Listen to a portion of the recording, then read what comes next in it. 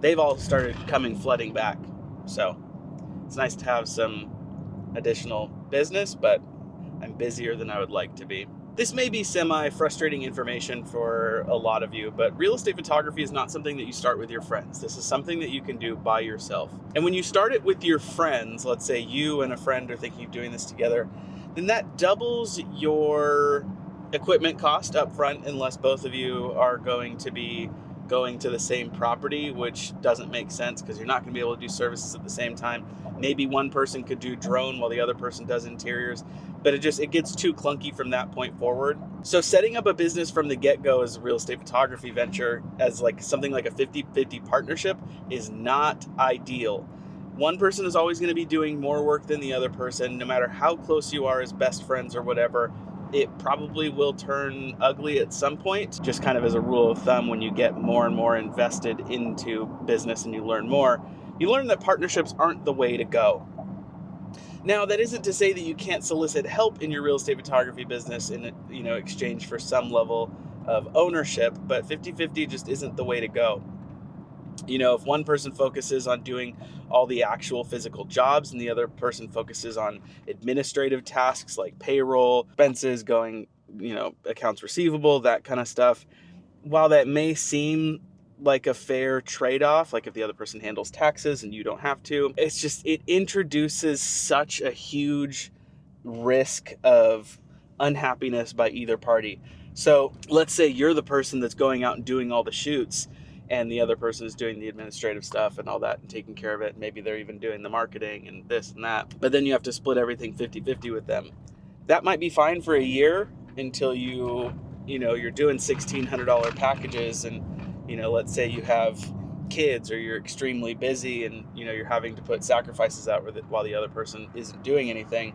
That can get really frustrating really quick. So you have to be really, really careful. And real estate photography, it's not something that makes sense where it's like, oh, me and a business partner are going to start this together. I don't recommend it. I don't think it's a good idea. There's no bonus that you get from bringing someone else into the fold instead of just doing it by yourself. And I mean, I hate to sound like, oh, well, then you get all the money and you don't have to share and this and that. But that's kind of like, you will get to that point. It's going to be different if you're making $2,000 and you and a partner are both, taking $500 paychecks every month and you guys are stoked. But it's going to get a little bit different when, you're earning $10,000 a month and you're only seeing $2,000-$3,000 of that because of payroll expenses, and then you have to give 50% to your partner when they're not doing any actual work, and that can get super frustrating extremely fast. So there's not, like I said, there's no bonus that you get bringing in another person into this venture with you. It's something that can be done completely comfortably by yourself.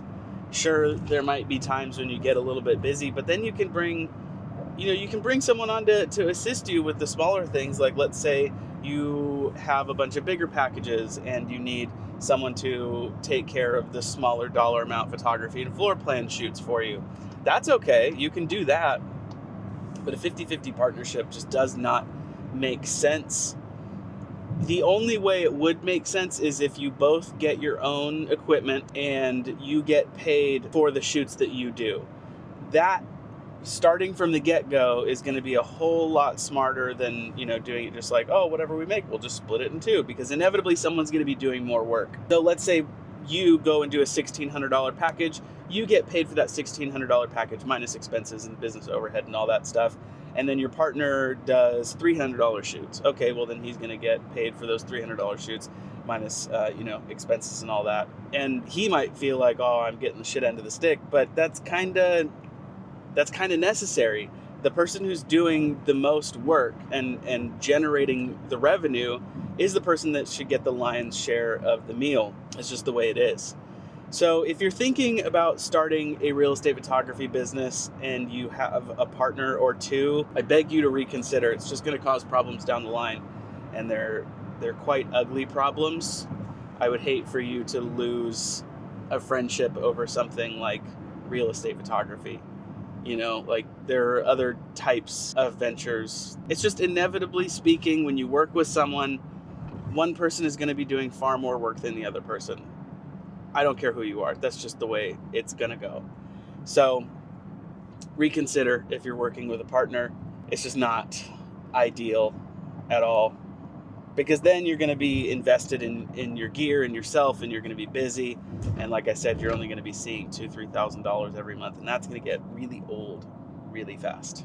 So just a quick little piece of advice for you. I'm on my way to a shoot right now, photography and a floor plan. A lot of the clients that left last year for another kid that was a new provider, they've all started coming flooding back. So it's nice to have some additional business, but I'm busier than I would like to be. But that's it for this one. I will see you in the next one. Thank you for watching. Goodbye.